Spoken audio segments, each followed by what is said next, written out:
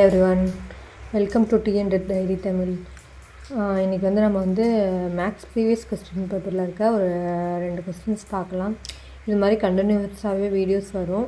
டெய்லியுமே ஒரு 2 கொஸ்டின்ஸ் பார்க்கலாம். நம்ம first question the range of the following distribution. நமக்கு ஏஜும் நம்பர் ஆஃப் பர்சன்ஸ் கொடுத்துருக்காங்க.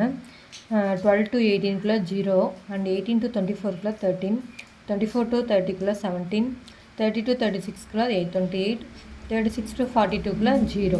இப்போ நமக்கு ரேஞ்ச் கண்டுபிடிக்க சொல்லியிருக்காங்க. ரேஞ்ச் தமிழில் வீச்சுன்னு சொல்லுவாங்க. ரேஞ்சோட formula largest minus smallest.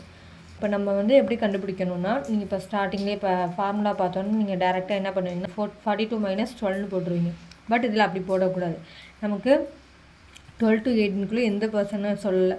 So இந்த நம்பர் நம்ம எடுத்துக்கக்கூடாது. அதே மாதிரி 36 to 42 0 சொல்லியிருக்காங்க. அதனால் இதையுமே நம்ம எடுத்துக்கக்கூடாது.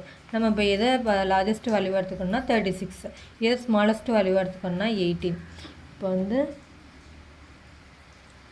36 minus 18, இது ரெண்டுத்தையும் மைனஸ் பண்ணால் நமக்கு என்ன வரும்னா 18. இப்போ ஆன்சர் ஏ. இப்போ செகண்ட் கொஸ்டின் என்ன சொல்லியிருக்காங்கன்னா, the mean of the 13 number is 30. If each number is multiplied by 6, then the new mean is.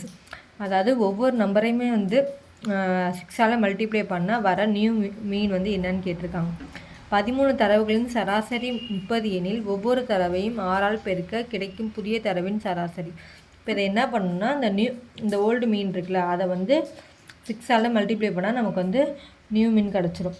அப்போ 30 into 6 என்ன வரும் நமக்கு 180. Answer B. அவ்வளோதான். இதில் ஏதாச்சும் டவுட்டுன்னா எனக்கு கமெண்ட் பண்ணுங்கள், நான் கிளாரிஃபை பண்ணுறேன். தேங்க்யூ.